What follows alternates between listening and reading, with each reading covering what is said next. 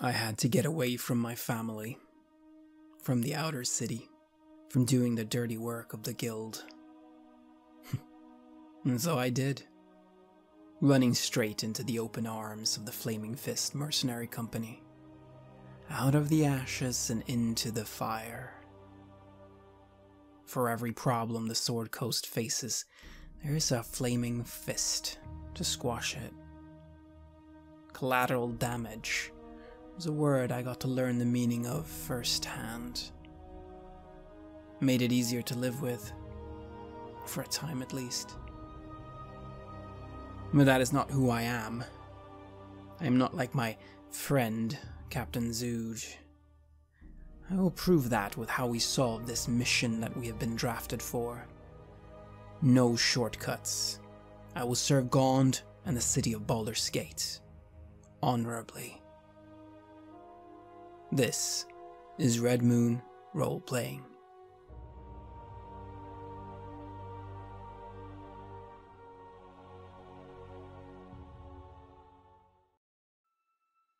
Evening has begun to come over the city of Baldur's Gate. In Baldur's Gate, most evenings are met with a subtle change in environment, especially in the lower city.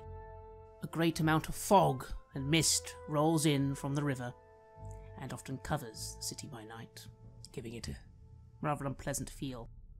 As you make your way from the Sea Tower district to where the Elf Song Tavern is, which would be in the Eastway district, which is actually quite close to the Basilisk Gate, you notice people of various walks of life beginning to close for the night. Baldur's Gate is an extremely cosmopolitan city. You can see people from almost everywhere here. Elves, dwarves, gnomes, tieflings, tabaxi, turtles, other strange beings. It seems, at least in one way, everyone is welcome in Baldur's Gate, even if the people you see all have a certain level of meanness to them, or are armed. Most people who look not so unpleasant are closing up for the night. You can see various little shops, homes. Everyone is shutting things down tight. There are shutters on most windows so that people can't easily break in. And a bunch of young children carrying lanterns are hanging up these green lanterns everywhere at various little points to advertise safe areas, taverns, which are of course opening for business now. But you definitely get the feel that most people consider it not wise to be on the streets too long when dusk truly settles. Luckily for you, you're all heading to a very hospitable tavern. The Elf Song Tavern, in fact. The Elf Song Tavern is known to many, especially yourself, Lofar, even you, Royce. Reasonably well-established place. It's called the Elf Song Tavern because every now and then a strange elven song begins to be sung on the premise. No one knows why. No one knows who does it. It's theorized it's a spirit of some kind. An elven spirit, obviously, but no one knows why they're there.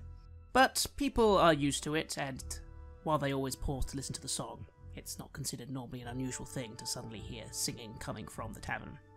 You find yourselves outside. It's the middle of the evening now. Maybe 7, 8 o'clock. Getting quite busy, but the tavern is open and seems normal. What do you three do now you're standing outside this tavern? Larissa turns to both of you and says, "It's funny, the message that I was to deliver to this tavern is to the same contact that we were told to speak to here." It is perhaps fate that has brought us together then. Or perhaps the gods are trying to tell us something. It's difficult to tell the two apart. It's interesting as well. This is one of the few places I know in Baldur's Gate, and I'm looking for an old protege of mine, a man called Tobin. I was training to be a boxer. He's come to Baldur's Gate. I fear to make a deal that might not be best for him to try and further his career. Here was going to be one of the first places I looked for him. Well, it looks like we all have business here then. Shall we? Yes. Well, let us see if we can find this contact that we're looking for. Indeed. Larissa will start making her way because she knows the message she has to deliver does come with a bit of a time limit. It does indeed. You're a bit worried about that, but you make a quick calculation, and while you could have been here a few hours earlier, maybe that today hasn't been too much of a hindrance on that yet. But you're definitely pretty sure it had to be done by today, and today is soon to be over. You enter the tavern and find yourselves in a large taproom area with multiple tables. The Elf Song Tavern is not the fanciest tavern in the world, but it is respected by many, and it's a comfortable place. The taproom is currently full of people, at least 10 to 20 individuals of all sorts, drinking at tables, playing dice games. There is a main bar with the owner of the tavern, who runs things. You would know him by the name of Alan Aleph Lofar, a half-elven man who's owned the place for now, maybe 75 years, 50 years, but something along those lines. He's a half-elf, so he still looks quite young. His heritage there keeping him alive for a long time. Just as you enter as well, there are two bouncers by the doors, a large, mechanical-looking individual, some sort of golem or something. It's sort of standing there quite motionless, and there's a half-orc woman as well, just sort of tapping her mace, watching you come in, but seeing nothing wrong with either of you and letting you in quite easily. You know this is a two-storied building, so there are floors above you with guest rooms and another tavern area as well. Kitchens are at the back. What do you do? I look to my new companions. You had people that you were searching for here. Would you like to search them out? I can see if I can locate this Tarina, and by the time I find her, maybe you will be done with your things. I'm happy to go meet Tarina. Let's deal with these flaming fist issue before. I don't want to make any noise while those guys are watching. I nod, and I look to Larissa. Yes, I need to seek her out and deliver this message before the end of tonight, because otherwise it will be too late. And then I will be in trouble. All right. Well, why don't you go find her? Me and Royce will go and see if we can locate Tarina then. Okay, Larissa will go in. Has she been given a description of Tarina from her contact at the guild? Yes, Tarina is a human woman, sort of around her 20s. Quite a mean-looking one. She'll be armed, probably dressed in leathers. She was a pirate once, apparently. So, maybe she has a sea woman's look to her. You can't be sure of that, though. Okay, Larissa will pull out a coin from her pocket, and while looking around, will turn it over in her fingers in a very specific way, using thieves' cant as a kind of a signal that she is here from the guild, as she tries to search out Tarina in the hopes that when she spots her, Tarina will also spot her, doing this kind of coded message that she is here to pass on some information. You go about doing this little sleight of hand trick. It's quite simple to do, so there's no rolling required. Looking around, you're not getting any reactions from anyone on this floor. However, there is a second floor. After a few minutes, will you head up there? Yeah, Larissa will go up. You begin to make your way upstairs. Royce, Lofar, what are you doing? Larissa's milling around a little and making her way upstairs. What are you two doing? I mean, I would know some things about how this part of the town works and how to find people here. Do I have any reason to suspect where this contact would be, or the easiest way to get a hold of her? Well, you're thinking Alan might know. Right. Person who owns the place, it's just a simple question. There's nothing wrong with asking questions in Baldur's Gate. The problem normally is more the people who answer them and how many men they have and how many weapons they have. But asking questions is fine. As if Lothar is going to go towards the bar, I'm going to order a drink off, like, let's say a secondary barkeep that's there. Sit down with my drink and just kind of survey the area. Try and keep, if I can, eyes on Larissa. And, like, follow Lothar around or stay close to him. But I'm not going to be displaying the badges we've got and it's, tucked under my cloak to display if needed, but I'm not trying to stand out too much from the crowd because I don't know who is watching, and in Baldur's Gate, from experience, I know there is always someone watching. Well, this is very true. And you go and sit down. There is indeed another individual. Alan has at least 2 people who help him with service and running the place. You get a drink in. Costs you like a copper, nothing too expensive. You sit down at a table. There's a few people nearby, but they don't pay you much mind, although you overhear some of their conversation. Something along the lines of, well, with Raven Guard out the way, I reckon Fáilbhe's gonna make the move. Oh God, can you imagine her being the Grand Duke of Baldur's Gate? Oh God, awful woman. I know, but what's the one? What about Estelle Maid? Estelle Maid was quite good once. Estelle Maid hasn't left her house for like a year. You heard that? Like she barely does anything. She's not gonna challenge someone like Van Thumper family. They're a mean lot, those lot. While you, Royce, are sitting down at the table, and you, Lothar, are heading towards the bar, Larissa, you're upstairs now. Yes. And you look around. You flash your fingers a little. And you do see one person by a table sort of look in your direction, and then look away again. As you look to that table, you see a woman, currently in the middle of a game of dice, with a few other individuals around the table. She looks to be in her 20s. She's armed. Larissa will walk towards her. Isn't going to go to her directly, but in walking behind her, just says just loud enough for her to hear, this woman to hear at the table, Carla sends her regards, and then just goes and sits at a table nearby in the hopes that she will come over. Tarina doesn't respond straight away, of course. You go and sit at a table by yourself. It's quite nice again up here. The second floor leads to various other hallways where the guest rooms are. There are many guest rooms at the Elf Song Tavern. But you do notice her sort of starting to clear up her game. Downstairs, Lothar, you approach the main bar. You are greeted by the proprietor of the Elf Song Tavern, Alan. Handsome man, again, half-elf, so while he looks about 30, you know him to be more probably about 50-60. Ah, Lothar! Ah, I never forget a face. I've been here before. Alan, yes, I am indeed Lothar. Impressive. I come here on, well, shall we say, official business. I'm looking for someone named Tarina. Would you happen to know who that is? Maybe I do and maybe I don't, Lothar. Official business, you say? Nothing troublesome, I hope. No.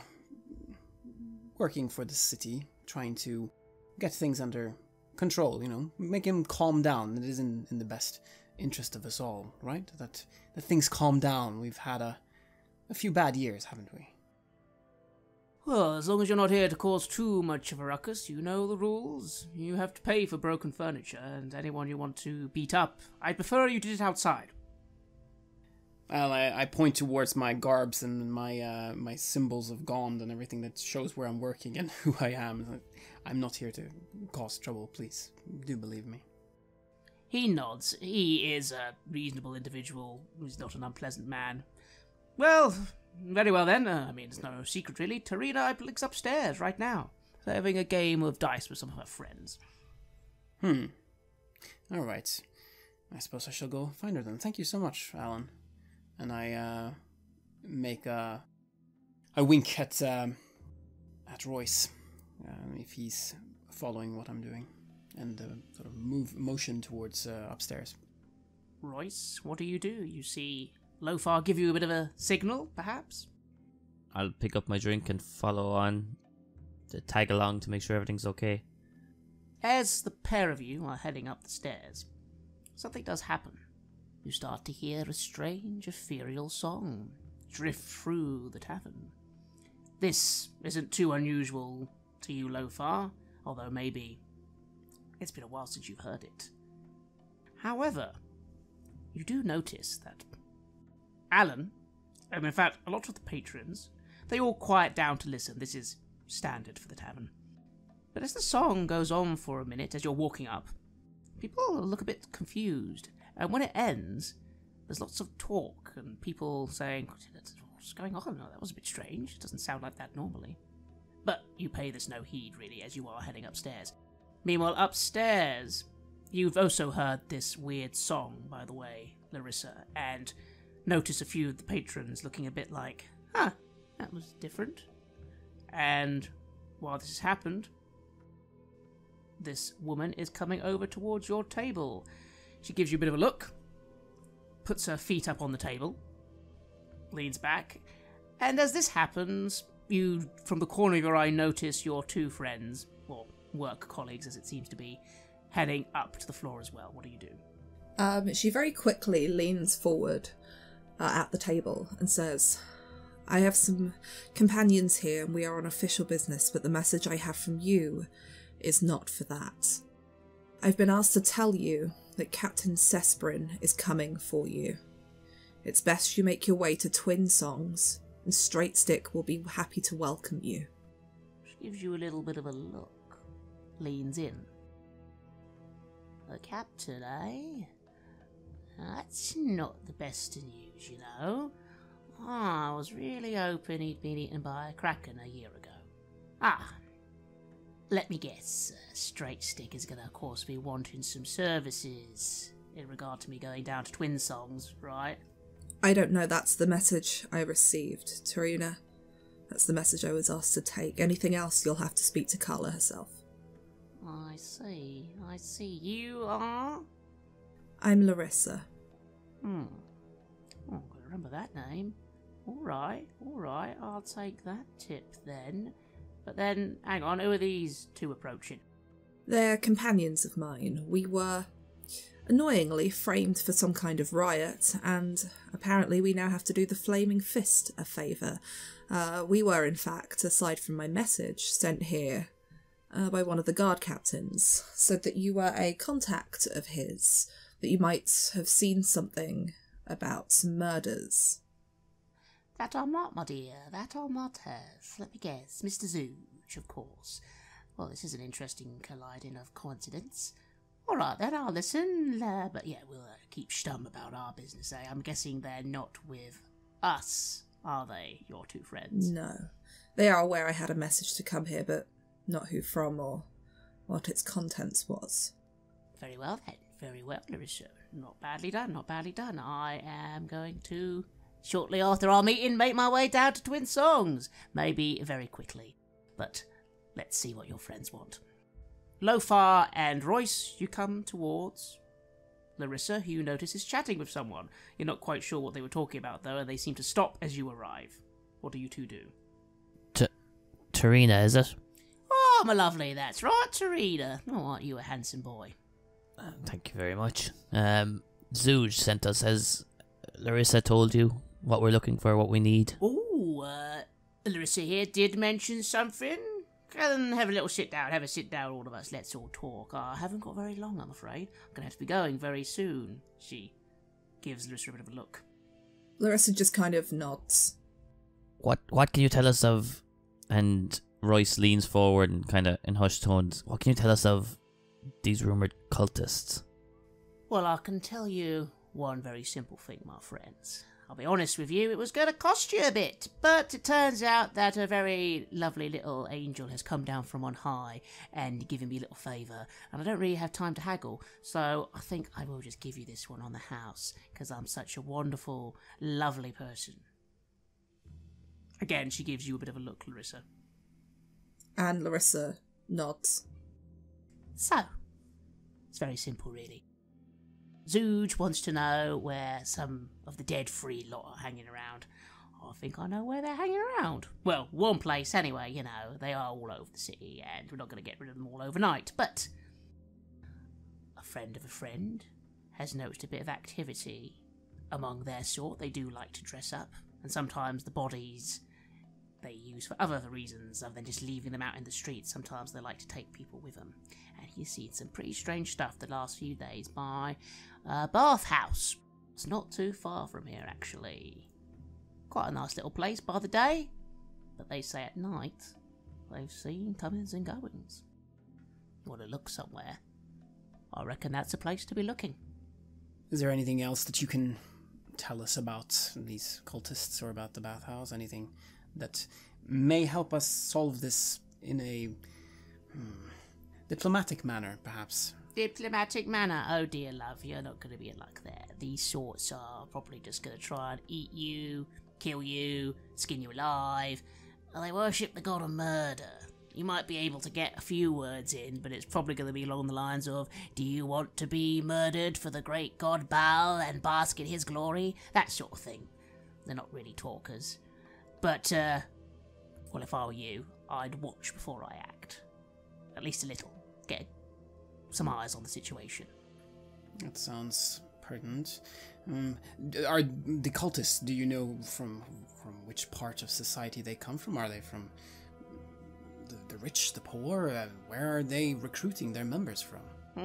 That's a good question. I don't know. I suppose you have to ask them. Who do you know who likes killing people, ruling people, using their bones to summon the dead? All sorts, really. They can be rich, they can be poor, they just have to be willing to, beseech their souls, the eternal Dark Masters. And hey, I'm not one to judge, as long as you aren't killing my friends. Larissa, as Tarina is explaining this, kind of nods along in a slightly knowing fashion and will turn to both of you and say, yes, when it comes to which walks of life cultists come from, they'll come from anywhere. The poor wishing to raise their station, the rich wishing to wield even more power than they already have. And she kind of gestures kind of towards the tattoos on her arm. She says, they don't really care where you come from as long as you believe. I raise my eyebrows and I nod. Interesting. What I will say, though, is that it's not good for business. These lot, it's alright when they stick to their little clubhouse and do the occasional ritual every month, but this stuff going on, no one likes it.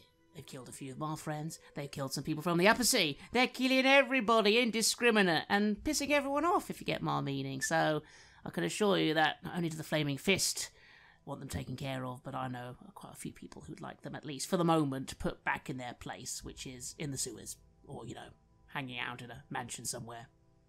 Is this a new cult to the area? Is it growing in popularity, or is this something that Baldur has dealt with for years?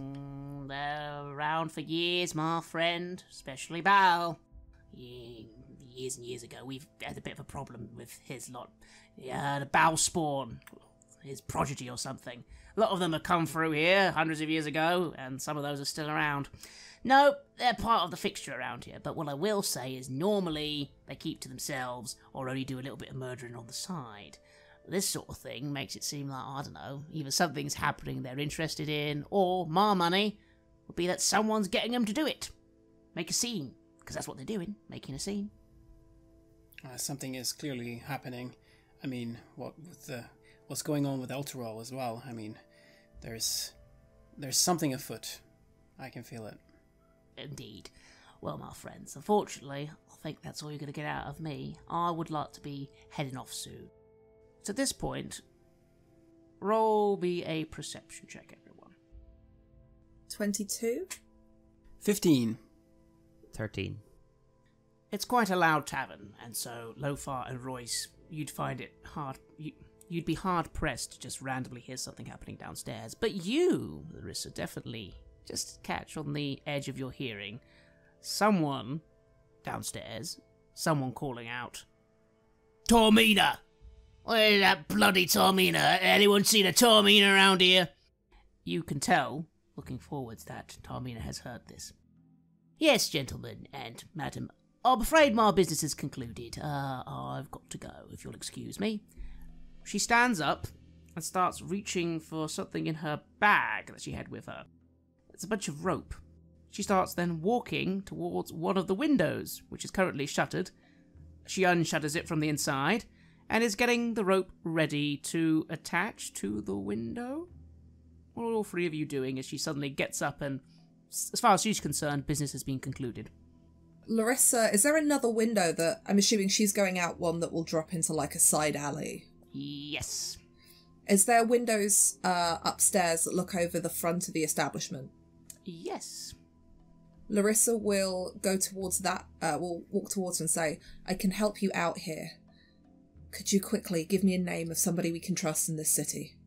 Forgive me, dearie, but I know my way out of here. I don't really need any more help from you. Don't worry, you've given me the heads up. Normally, I'd have gone downstairs and gone, who's calling me out? I know exactly who that is.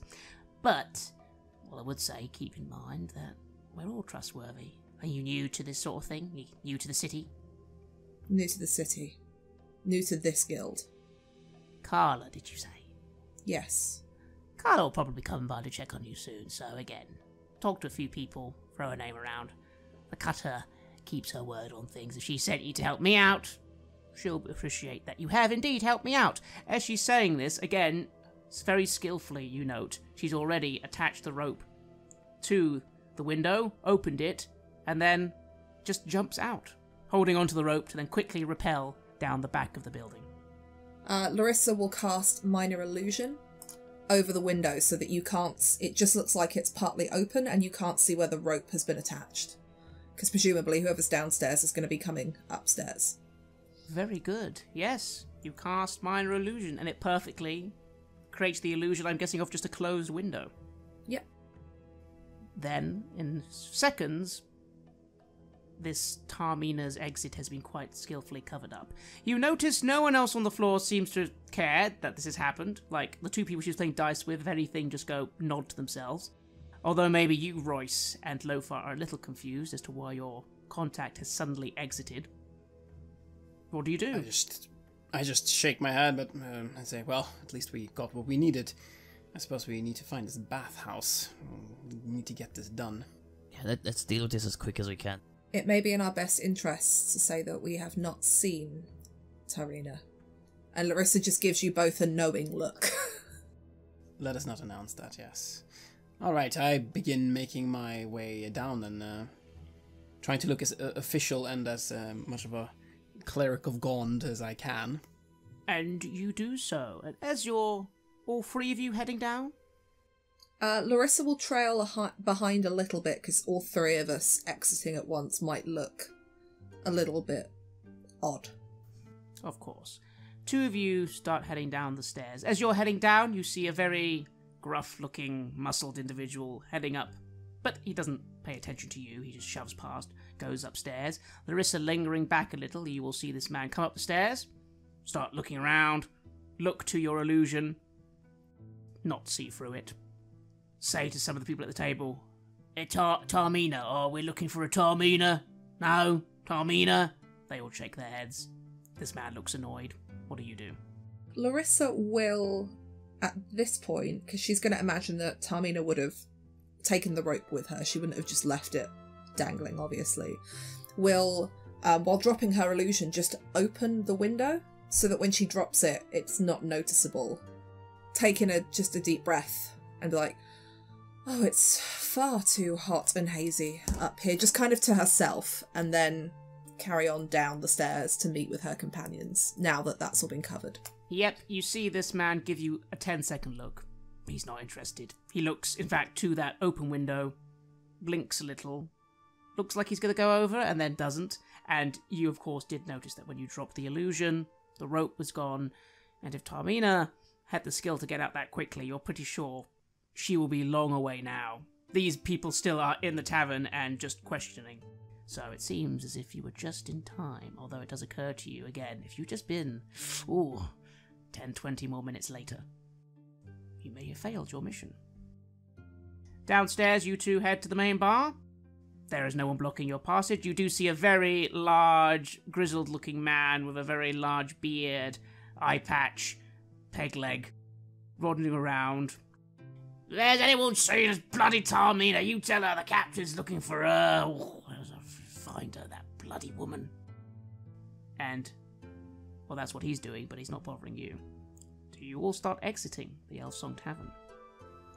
Yes. Yeah. You all begin to exit. Just as you're exiting, you just hear the conversation that bouncer is having with someone. And it's a bit of a strange one to you, Lothar, because you're pretty sure you hear her saying, I know, right? It was a different song. Spirit doesn't sing different songs. I wonder what that's all about. Oh, I don't know. Maybe she's changed her tune. And again, the half-orc like, you've been singing the same bloody song for 100 years. Change her fucking tune. This is the conversation you hear in passing as you are exiting. As I'm passing, can I just stop as they finish that conversation to the orc? Who's that captain guy making all the commotion inside? Oh, Captain Sesperin, I think. Oh, he hasn't been here for years. Oh, looking for someone, I guess. The captain of what? Oh, I can't remember the name. Harbinger or Kazarek or something. He's not a very nice fellow. Why are you in the mood for some piracy? No, just he's making an awful lot of commotion. He seems like he runs the place a bit. He's in there shouting for some Thomasina. I don't know what he's talking about. Just curious. Ah, that's no problem. Now, don't worry. If he causes any trouble, we'll have him outside. But he's just looking for someone. I don't think he's fond of them, though. Maybe he was shouting so loud they heard him and scarpered round the back. Maybe, buddy. Thank you. No problem. And you are outside the tavern. Night has truly begun. The taverns are in full raucousness, but otherwise you notice a lot of the streets are now suddenly very quiet and very secluded. If not for those green lights lighting the way in the fog, it would be quite difficult to know where you were going. But luckily, Lofar, she mentioned bathhouse. You do think you know the bathhouse she meant. It's not too far away. Should be easy to find. I know the one that she mentioned. I know where it is. We should be able to make our way there quite quickly, I say to Larissa and to Royce. We should be careful. Walking around in open streets makes us noticeable. If it's okay with everybody, once we get close, I'd like to take a view, perhaps from one of these lower rooftops. I agree. We need to be very careful. Even asking questions about going to this bathhouse, we need to keep a low profile. So what do the three of you do as you make your way into the stark streets of the lower city? I just mentioned what I overheard. That you hear that they were talking about how the song had changed. Elturel is gone, and now all these murders. Something is happening. There's something afoot. I'm right in thinking that the names of the kind of the lords that they were mentioning, like the Lord of Murder and Lord of Bones, they're would Larissa know that these are the names of devils? No, they are the names of gods. However, again, you're not a religious. Well, are you actually a religious individual? She's not religious. She knows bits and pieces about her infernal heritage, but not an in-depth study. No, then you would know they are not devils. Although devils certainly would associate with them. As with any evil creature, they are unpleasant gods. They are no longer as powerful as they once were. They have been, through history and events, lost a little power. But people worship, and if you worship, power comes forth. But they are not themselves associated with devils. If anything, Merkel is maybe associated with the undead. Cool. Well, as we get closer to the bathhouse, Larissa will definitely want to scale the smaller building and move on foot that way. She's not comfortable with having, like, a group of three. She'll probably say this to everyone, like, the three of us walking alone at this time of night looks more suspicious than anything. Let alone how we're dressed and the fact that if somebody tries to rob us, they'll find badges tying us to those that rule the city. Guys, how about I approach the bathhouse on the street level and you keep a lookout from the roof? I'm used to handling myself in rough situations. Be my guest. I'm happy with that. It's not that I can't handle myself, that I'd rather not have to if we can avoid it.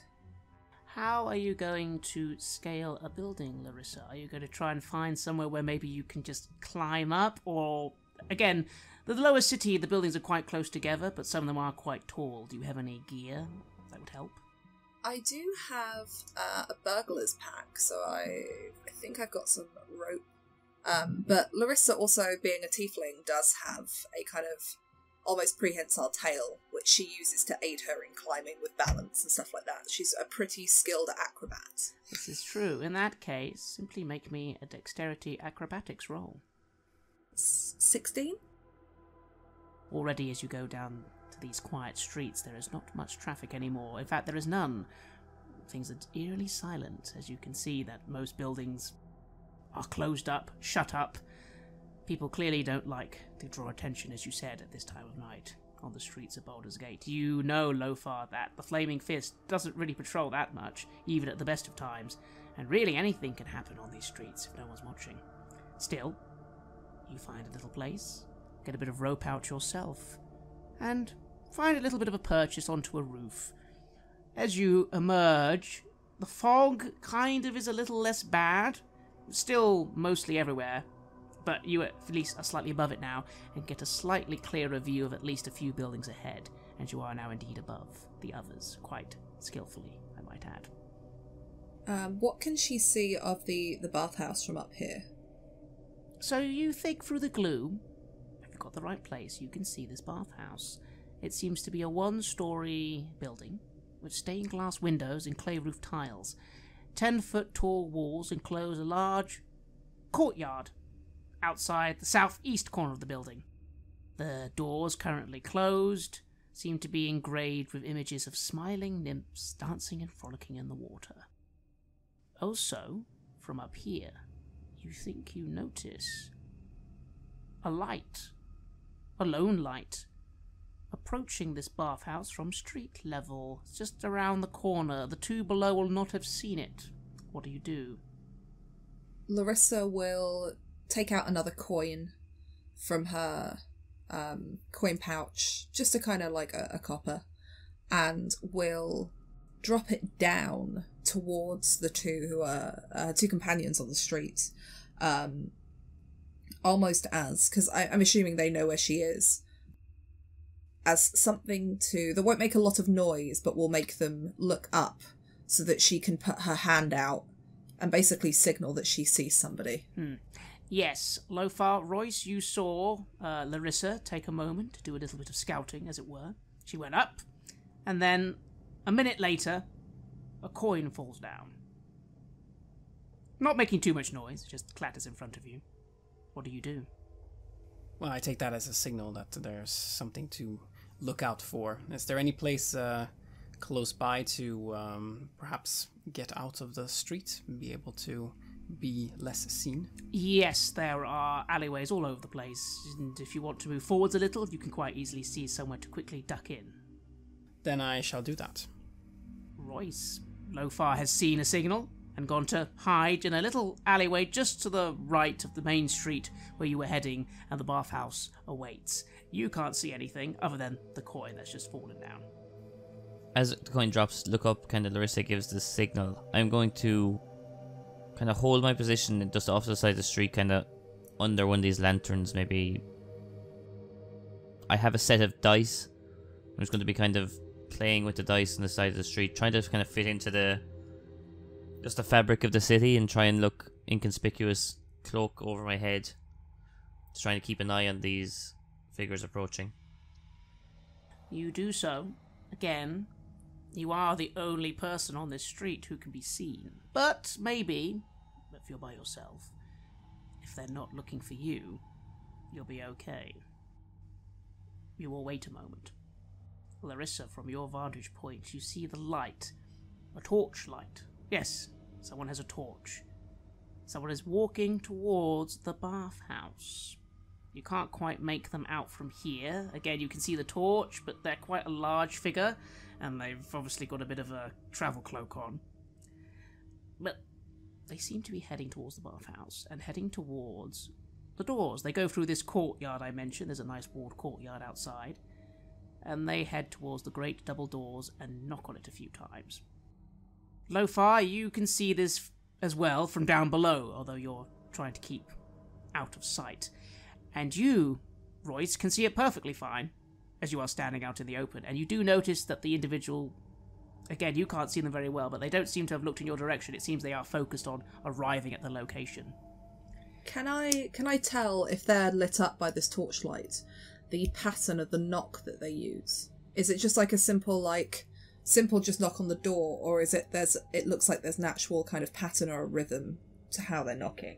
No rhythm at all. In fact, it's a very heavy set knock. implying the individual has a very big hand. It's sort of just a boom, boom, and the door begins to open.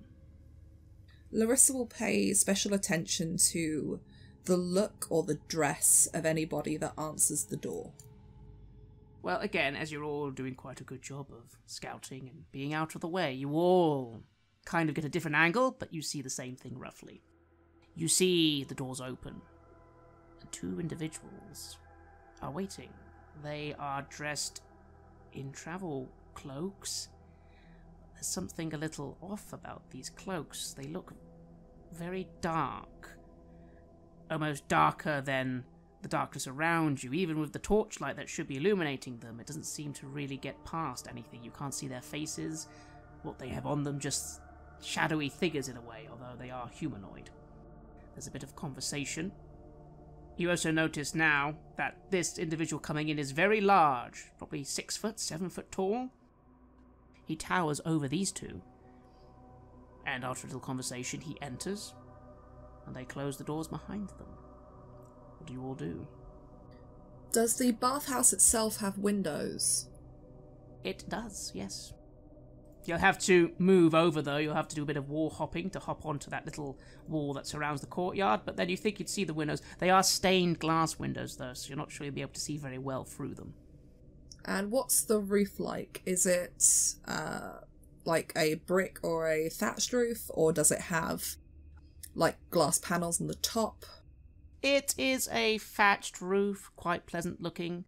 The building itself is not very large. It looks like it's quite a small bathhouse. If you were to guess, it's maybe got a few baths in it, a few other things, and it's definitely not a large establishment. Larissa will lean over from the roof that she's at and whisper down to the area that she thinks her companions have kind of hidden away in, and just say, "Should we go and get a closer look? From here I can try and see if I can see anything through the windows." I think we should, yes. Perhaps we can just enter the place. Yeah, maybe let's see if we can find some way to sneak in. If not, do we impersonate someone who visits a bathhouse late at night? Do we want to? I mean, I could always knock on the door. I'm red with horns and covered in tattoos. I mean, you do sound like you'd fit into a death cult. I mean, not trying to tar you with a brush here, but it might be our best approach. Let me get onto the wall, and I'll see if there's somewhere that you can both hide or at least try and sneak in from. I nod, and I begin packing away the symbols that I have on me, the saffron cloth and the symbol of Gond that I have, just to try to make myself a little bit less obvious where I come from. Larissa will make her way over to the kind of the wall and that courtyard surrounding the bathhouse, and she's looking to see if there's another entrance she can tell the other two about that they could try to get in through or wait at, but also if she can see anything through the windows or hear anything through an open window. Indeed. Tell me, Larissa, do you sort of hop down to street level again and sort of just make your way to one of these walls and hop up again, or do you do a little bit of roof hopping around? She'll do a little bit of roof hopping because she still doesn't know if there's anybody else that might be watching. And the rooftop, people never really look up. Roll me then another dexterity acrobatics check. This won't be as difficult because now you're on the roofs. It's not too difficult to hop around. That'll be 13. You are experienced in this. You make your way from one roof to the other, silently, skillfully, and it's not long before you're on the wall of this little courtyard, and yes, you begin looking around to see if you can see anything. Again, most of these windows aren't that easy to see through, but you do kind of do a little side approach, and you notice on the right-hand side of this building, with those double doors facing the street, the right-hand side, maybe you can see some evidence of that light you saw inside. Again, the bathhouse otherwise is completely in darkness, so this light is causing a bit of emanation to the windows outside. What do you do now you're in this position? Since she can't see through the windows because they're stained glass, can she hear anything? Any conversation? Roll me a perception check. 10. You think you hear like a murmur? Something... maybe a very gruff voice, but you can't really hear anything proper, unfortunately. It's all a bit too far inside a building. Does it sound more like a couple of people having a conversation, or like a big meeting of people? It sounds like a quick conversation, because as soon as you've listened, it stops.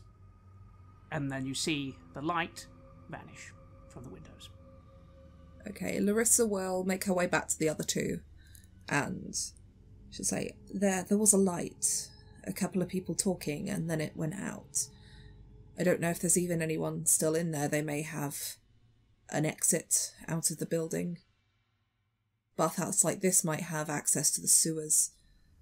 If you'd still like to try knocking on the door, though, I'm more than willing. Why don't we try that? Maybe we do try. Let's try knocking on the door, yeah. I mean, if a light went out and this talking stopped as soon as you started listening, we'd be prepared. There may be an ambush coming. They may have heard you. Perhaps. If you find yourself somewhere in that courtyard out of sight, and then we'll see what happens. I nod. So Larissa will circle back, coming up the main courtyard in open approach. With her hood up, walks up to the double doors and knocks. So as you do this, where are the other two? Could you describe the courtyard again? The courtyard is... now you're all kind of entered it properly, actually. The courtyard features a trimmed lawn and a nicely manicured shrubbery.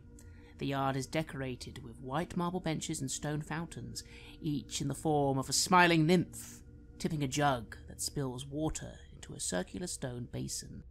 So it's quite a fancy-looking courtyard, actually, and these fountains, you could easily hide behind them, you feel. All right. Or perhaps, Larissa, would you like someone to come with you? I mean, I could be your stoic and silent bodyguard if you would like. Perhaps. You could wait a little behind me. I don't know how willing they'd accept more than one of us in, but yes, that might work well. I shall do that then. I say, and I pull up the hood that I have, and I try to look as much like a cultist as I can with the materials that I have access to right now. While this is happening, Royce is scurrying across the courtyard and going to hide behind one of these larger nymph statues on the fountain. Royce, as you're doing this, roll me a perception check, please. 11 plus 2, 13. You sort of, for some reason, find your eye drawn to one of the tops of the wall of this courtyard. Again, it's a nice sort of wall surrounding this garden, if you will. But you're not sure why.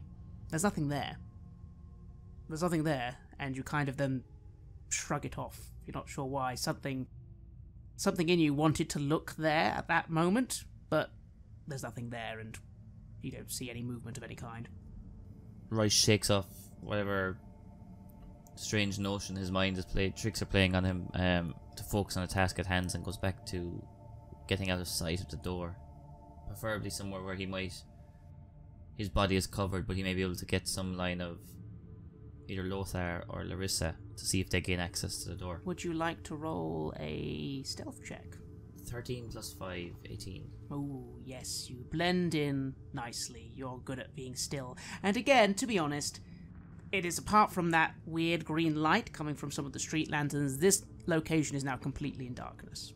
So it's not too hard to hide in the shadows.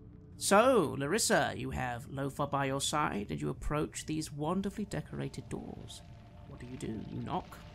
She steps up and she knocks. You knock.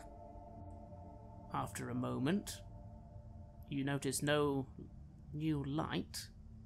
Instead, the door just sort of creaks open, just a fraction. You think you can see someone on the other side. Although, do you have... I have dark vision. Ah, yes, you have dark vision. So, Lothar, you find it very hard to see inside, even in this small crack. But, Larissa, your dark vision, from your fiendish heritage, does actually mean that you can see a figure opening the door, cloaked in rather sinister clothing. Darkness seems to almost float off it. But again, you wouldn't be able to tell, you feel, if you didn't have your vision skills. The figure looks at you. Larissa will speak in Infernal, and she will say, Baal, Lord of Murder, came to me in a dream. I was told to come here. Help me understand. And she's going to play off that she's not entirely sure why she's here, but something has brought her here, in the hope it kind of plays into some of the prophetic mindsets of cults, and that kind of thing. You notice the figure pause. It tilts its head slightly and says, I know not of what you speak. Speak common.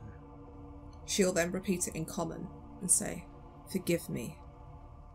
Baal, Lord of Murder, came to me in a dream. I was shown this place, and all I have known since is that I had to come here. Help me understand. The secrets of Baal are many. How many have you delivered to him?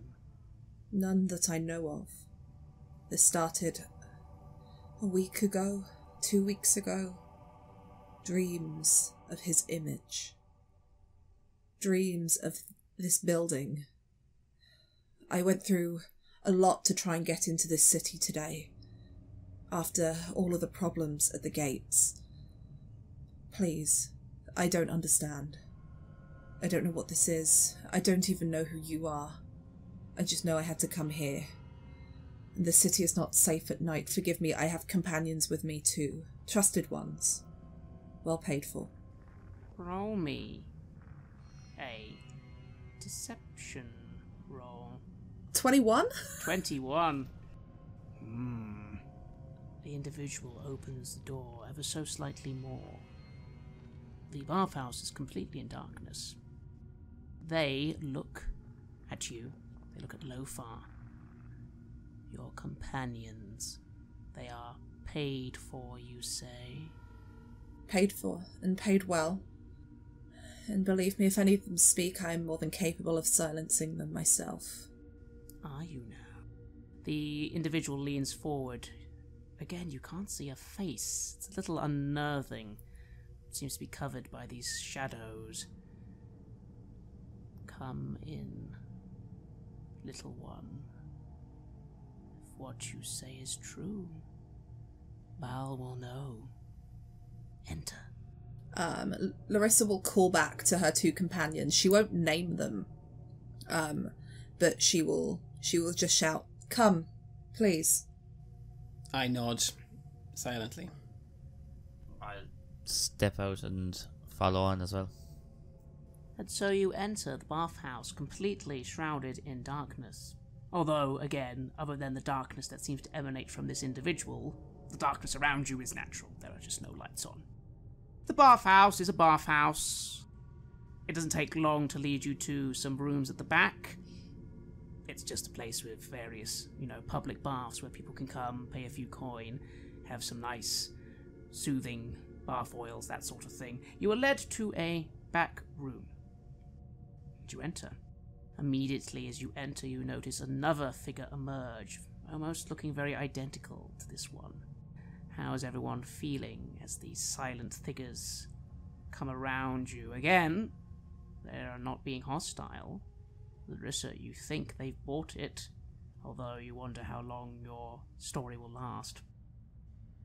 I feel quite worried by all of this, but it seems like Larissa has things under control, and, well, I am armed after all, so if push comes to shove, I'm capable of handling this, I think.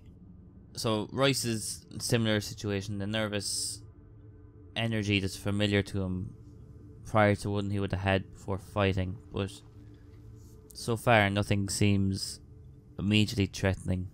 Just has his cloak hood over his head, his hands in front, just squeezing his fists in nervous anticipation. Larissa she's a bit nervous, but She comes from a background where she's not...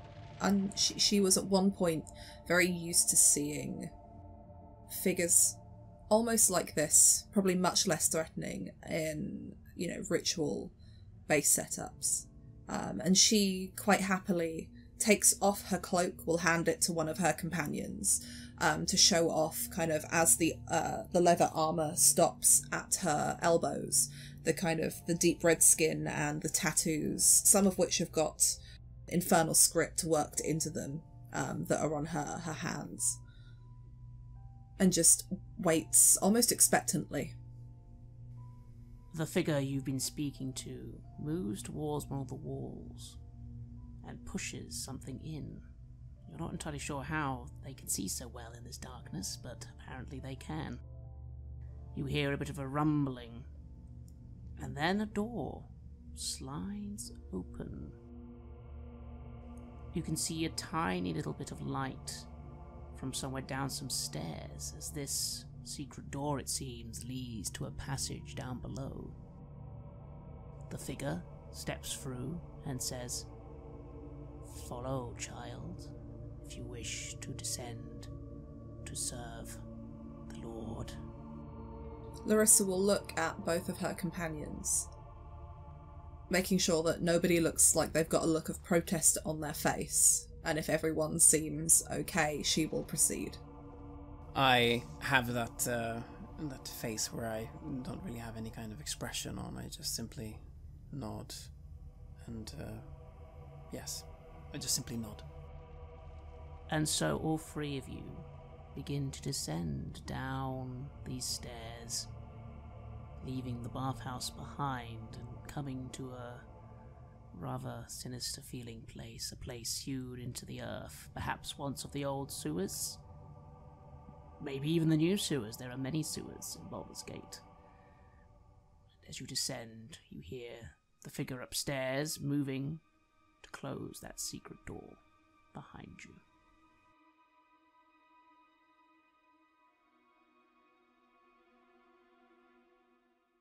You have listened to an episode of Red Moon Roleplaying, where we played the campaign Baldur's Gate Descent into Avernus for Dungeons & Dragons 5th edition. We were joined by Virginia Page, who is Tabletop Horde on Twitter, and Owen Fáilbhe from the How We Roll podcast. We would like to extend our thanks to our friends at Wizards of the Coast for all their support in getting us the material early and for helping more people discover the show. The music was made by Halgrath, Aegis Sonus, Atrium Carceri and Herbst9 and was used with permission from their label Cryochamber. Check out their website at cryochamber.bandcamp.com or their YouTube channel for some moody dark ambient. We also used the soundtrack to Baldur's Gate 1 and 2 by Michael Honig and to Planescape Torment by Mark Morgan, and permission for this was given by the awesome people at Beamdog. Check out the enhanced editions of those classic games for some of the best D&D adventures ever created. If you want to support our work, please check us out on Patreon. You can get access to bonus campaigns for Cult, Divinity Lost and Coriolis there, as well as get early and raw access to all of our recordings. More importantly, that support is what keeps the show going, so please do consider becoming one of our beloved Patreons. Thank you again for listening, and see you soon again.